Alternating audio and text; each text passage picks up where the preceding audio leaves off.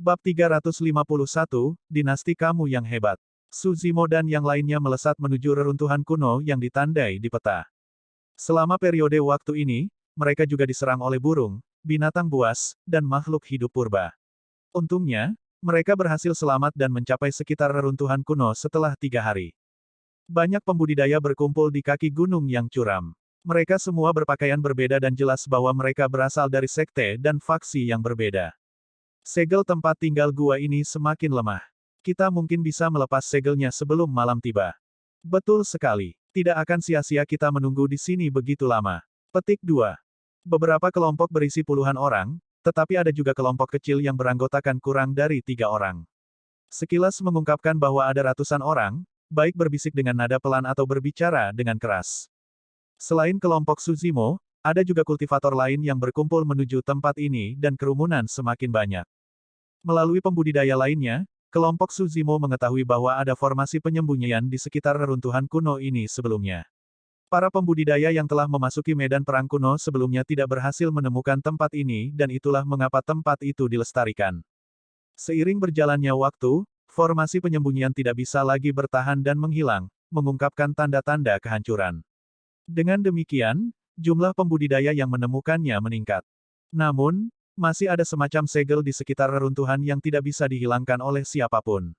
Oleh karena itu, mereka hanya bisa menunggu sampai menghilang dengan sendirinya. Dari kelihatannya, ini seharusnya gua tempat tinggal yang ditinggalkan oleh inti emas. Aku ingin tahu harta apa yang ada di dalamnya. Petik 2. Mudah-mudahan, ada Meridian Unlocking Elixir.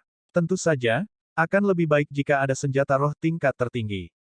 Mungkin bahkan ada senjata roh yang sempurna. Ya, melihat segel di luar tempat tinggal gua ini, inti emas ini bukanlah seseorang yang lemah di zaman kuno. Ada kemungkinan dia meninggalkan senjata roh yang sempurna. Ada berbagai jenis reruntuhan di medan perang kuno. Beberapa dari mereka adalah tempat tinggal gua yang ditinggalkan oleh para pembudidaya kuno seperti yang ada di depan mereka. Ada juga reruntuhan sekte yang berisi segudang keterampilan rahasia dan resep obat mujarab, beberapa di antaranya mungkin sudah punah. Tujuan pertama dari semua pembudidaya yang memasuki medan perang kuno adalah Meridian Unlocking Elixir. Untuk penggarap pendirian yayasan, Meridian Unlocking Elixir adalah harta yang telah lama hilang di daratan Tianhuang. Setiap kali Meridian Unlocking Elixir muncul, itu akan menyebabkan pertempuran berdarah. Suzimo membawa Ji Yaoxue dan yang lainnya ke kaki gunung tempat mereka duduk di ruang kosong, menunggu segelnya hilang. Dia menatap gua tempat tinggal di puncak gunung dengan pikiran yang dalam. Lemak kecil menganalisis, saya tidak berpikir ada sesuatu yang baik di gua tempat tinggal yang ditinggalkan oleh inti emas. Ada kemungkinan lebih tinggi untuk menemukan Meridian Unlocking Elixir di reruntuhan sekte. Itu tidak pasti. Su Zimo menggelengkan kepalanya. Siapapun yang dapat mendominasi medan perang kuno dan meninggalkan tempat tinggal gua warisan jauh dari sederhana. Lebih jauh lagi, fakta bahwa segel tempat tinggal gua ini tidak menghilang begitu lama adalah bukti bahwa pasti ada harta karun besar di dalamnya. Seiring berjalannya waktu, aura segel di luar tempat tinggal gua melemah dan jumlah pembudidaya meningkat. Meskipun semua orang baik-baik saja sekarang, ketegangan di kaki gunung semakin berat. Alasan mengapa tidak ada konflik adalah karena harta belum terlihat. Hampir pasti bahwa darah akan tertumpah saat harta langka muncul dengan sendirinya. Tiba-tiba, keributan pecah dari kerumunan saat mereka bubar sementara sekelompok pembudidaya dengan ekspresi dingin mengenakan baju besi logam gelap berjalan melewatinya. Ini adalah dinasti Yu yang hebat. Kita harus berhati-hati nanti. Ji Yaoxue memandangi lusinan pembudidaya di dekatnya dan berbisik, pemimpin mereka seharusnya adalah pangeran dari dinasti Yu besar. Tepat saat Ji Yaoxue mengatakan itu, Pangeran Great Yu berbalik, sepertinya merasakan sesuatu. Ketika dia melihat Suzimo dan yang lainnya, ada kilatan ejekan di matanya. Hanya itu orang yang kamu tinggalkan. Sepertinya dinasti Zhou besar telah menderita kerugian yang cukup besar hanya dalam waktu 10 hari. Petik 2. Pangeran Great Yu terkekeh. Aku akan memberi kalian saran. Jauhi kekacauan ini dan Anda mungkin bisa kembali ke Great Zhou hidup-hidup. Kalau tidak, fufu. Jangan khawatir tentang itu, nada suara Ji Yaoxue tenang. Mata Pangeran Great Yu berbinar ketika dia melihat penampilan Ji Yaoxue. Kilatan aneh melintas di matanya saat dia tertawa jahat. Bagaimana aku bisa memanggilmu, cantik? Tepat setelah itu, dia melihat sekeliling dan melihat Leng Rou dan Su Xiaoning, menyebabkan kilatan jahat di matanya meningkat. Tidak buruk, tidak buruk. Pangeran Gridyu tertawa sambil menggosokkan kedua tangannya.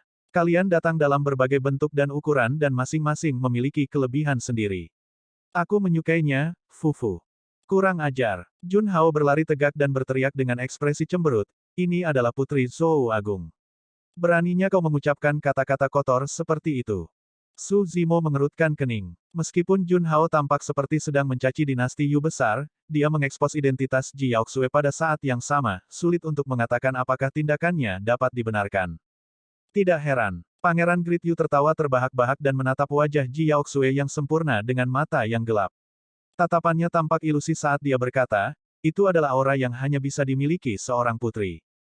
Untuk beberapa alasan, Ji Yaoxue merasakan kepalanya berputar ketika dia bertemu dengan tatapan Pangeran Gridyu. Dia merasa mengantuk dan kehilangan kesadarannya. Tiba-tiba, sesosok muncul di depan Ji Yaoxue, menghalanginya dari tatapan Pangeran Gridyu. Ji Yaoxue mengangkat kepalanya dan menarik napas dalam-dalam, mendapatkan kembali kejernihan di matanya. Ada sedikit penyesalan di kedalaman mata Pangeran Gridyu. Su Zimo berkata dengan acuh tak acuh, hanya sebuah nasihat, jangan mencari masalah untuk dirimu sendiri. Pangeran Gridyu mengerutkan kening ketika dia melihat kultivator berjubah hijau yang berdiri di antara mereka berdua. Mempersempit pandangannya, dia memerintahkan dengan dingin, tersesat. Memfokuskan pandangannya, aura di sekitar Su Zimo tiba-tiba berubah. Seolah-olah bau darah yang kuat keluar dari Su Zimo, menyebabkan jantung seseorang berdebar.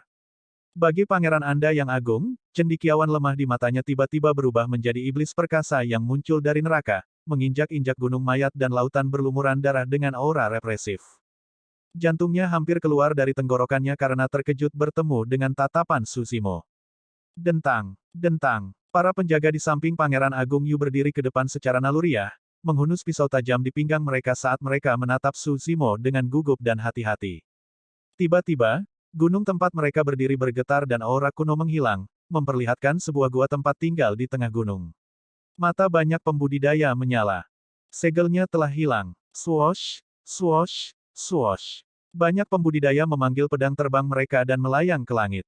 Ada lebih dari 1000 dari mereka saat mereka melaju menuju gua tempat tinggal dalam kelompok padat. Mereka yang memasuki gua tempat tinggal terlebih dahulu secara alami memiliki keuntungan untuk mendapatkan harta karun sebelum yang lain. Su Zimo menarik kembali pandangannya dan menekan niat membunuh di dalam hatinya. Dia menoleh ke Ji Yaoxue dan yang lainnya, melambaikan tangannya. Ayo pergi. Pangeran Gridyu tampak penuh kebencian saat dia memerintahkan dengan dingin, mari kita perjuangkan harta itu dulu. Kami akan berurusan dengan orang ini nanti. Petik 2. Bang! Para pembudidaya yang tiba di gua tempat tinggal pertama kali menyerang dan menghancurkan pintu masuk. Di tengah debu yang bergulir, semua orang bergegas masuk. Bab 352, Senjata Roh Kuaso Conate. Di dalam gua tempat tinggal, aura kuno menyembur keluar dan satu-satunya hal yang bisa dilihat adalah 5 terowongan gelap yang mengarah jauh ke tempat yang tidak diketahui. Para pembudidaya yang memasuki gua tempat tinggal berhenti, tampak ragu-ragu. Kelima terowongan tampak identik dan tidak ada yang tahu mana yang akan mengarah ke Meridian Unlocking Elixir atau harta lainnya. Di akhir, mereka hanya bisa mencoba keberuntungan mereka. Namun, jika mereka memilih terowongan yang salah, ada kemungkinan besar mereka akan kembali tanpa membawa apa-apa. Mereka hanya punya satu kesempatan. Banyak pembudidaya ragu-ragu sejenak sebelum memilih terowongan untuk masuk. Para pembudidaya Anda yang agung masuk, berbaris dengan rapi dan disiplin, satu pandangan bisa mengatakan bahwa mereka adalah prajurit berdarah besi. Berbagi menjadi 5 tim dan masuki terowongan yang berbeda. Segera kembali ke sini jika Anda tidak menemukan apa-apa. Suara Pangeran Agung Yu berdering. Dipahami. Para pembudidaya Gridyu menjawab serempak.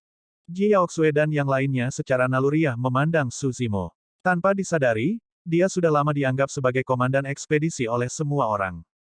Cara teraman secara alami adalah berpisah seperti dinasti Yu besar. Dengan begitu, kemungkinan mereka menemukan harta karun juga akan meningkat. Namun, hanya ada 11 orang.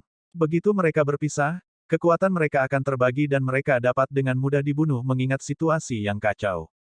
Ekspresi tekad melintas di mata Su Zimo saat dia berkata dengan suara yang dalam, kita akan berpisah. Saya akan mengambil terowongan kedua dari kiri sendirian sementara 10 dari Anda memilih terowongan lain. Bahkan jika dia sendirian, Su Zimo yakin dia bisa lolos tanpa cedera. Di antara 10 orang dari kelompok Ji Yaoxue, kebanyakan dari mereka berada di 5 meridian Yayasan Pendirian dan Ji Chengtian di 6. Selanjutnya, Night Spirit akan bersama mereka dan mereka akan dapat membela diri jika mereka menghadapi bahaya. Su Xiaoning memejamkan matanya dan merasakan sekelilingnya sebelum tiba-tiba berkata, ayo ambil terowongan keempat dari kanan. Sepanjang perjalanan, Su Xiaoning jarang berbicara atau memberi saran. Keputusannya yang tiba-tiba mengejutkan semua orang. Ji Yaoxue merenung sejenak sebelum mengangguk.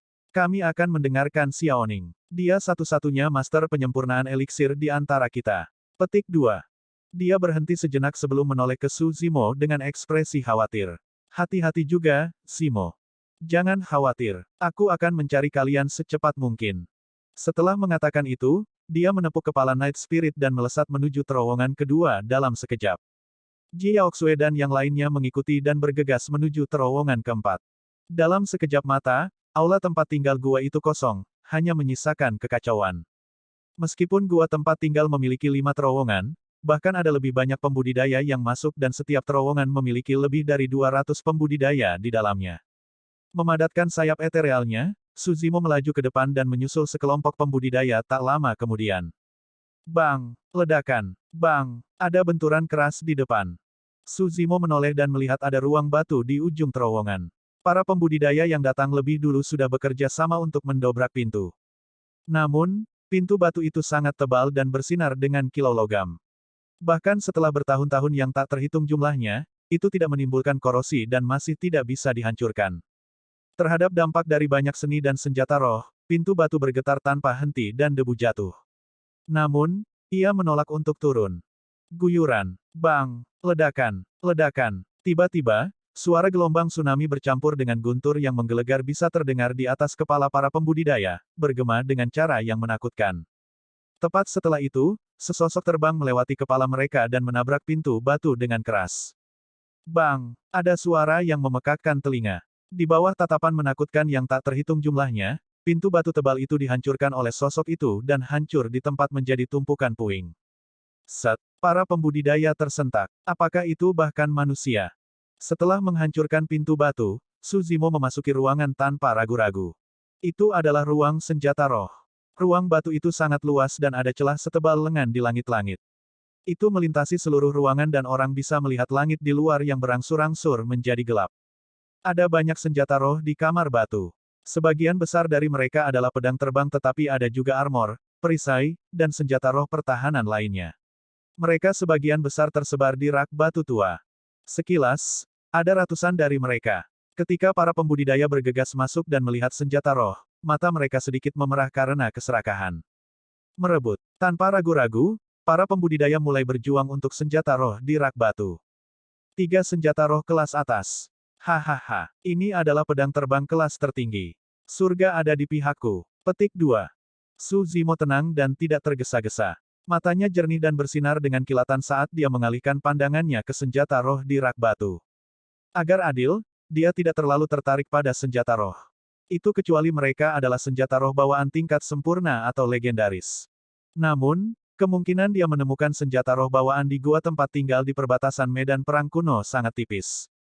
Su Zimo hanya melihat sekeliling untuk melihat apakah ada senjata roh yang sempurna. Tiba-tiba, tatapannya mendarat di busur hitam raksasa. Busur ditempatkan di sudut dan terlihat sangat biasa dan tidak mencolok. Namun, sudah hampir malam di luar dan bulan menggantung tinggi di langit. Cahaya bulan yang sejuk dan lembut bersinar melalui celah di langit-langit dan tumpah ke busur gelap raksasa. Sinar cahaya bulan meluncur di lekukan haluan, mengungkapkan bahwa tidak ada debu sama sekali. Mata Su Zimo berbinar, berdebur. Dengan gerakan cepat, dia berlari ke sudut. Mengangkat busur raksasa dalam sekejap mata, dia menyuntikkan energi roh ke dalamnya. Bam! Busur bergetar dan mengeluarkan suara gemetar yang menggetarkan hati seseorang. 5 sinar cahaya roh bersinar di haluan raksasa. 5 pola roh, itu adalah senjata roh yang sempurna. Su Zimo sangat gembira. Ada 3 kata kecil yang terukir di dalam busur. Busur penyembunyian bulan. Tepat setelah itu, hati Su Zimo bergerak saat dia berseru dengan lembut. Di belakang 3 kata itu ada pola roh samar yang memancarkan cahaya lembut. Itu hampir tidak terlihat dibandingkan dengan 5 pola roh. Ini adalah pola roh bawaan. Su Zimo terkejut. Dia akhirnya mengerti celah di langit-langit kamar batu itu ada. Arah retakan itu sejajar dengan lintasan bulan. Setiap malam, cahaya bulan akan tumpah ke busur raksasa ini, memberinya nutrisi. Di medan perang kuno di mana Kiroh begitu kaya, hanya ada satu alasan mengapa pemilik tempat tinggal gua melakukan ini. Dia mencoba memanfaatkan esensi bulan dan Kiroh kuno untuk membuat senjata roh bawaan. Namun, sangat disayangkan bahwa pola roh bawaan tidak sepenuhnya terbentuk dan hanya dapat dianggap setengah bergizi. Busur penyembunyian bulan hanya bisa dianggap sebagai senjata roh semu. Tiba-tiba, Su Zimo merasakan bahaya saat dia merasakan tatapan tajam menusuk punggungnya. Kamar batu itu sepertinya tiba-tiba menjadi sunyi. 5 lampu roh yang memancar dari busur penyembunyian bulan benar-benar diekspos ke pembudidaya lainnya, menarik perhatian semua orang. Senjata roh yang sempurna, harta karun yang bahkan Golden Kores akan berdarah. Tidak ada yang berbicara dan napas semua orang menjadi lebih berat.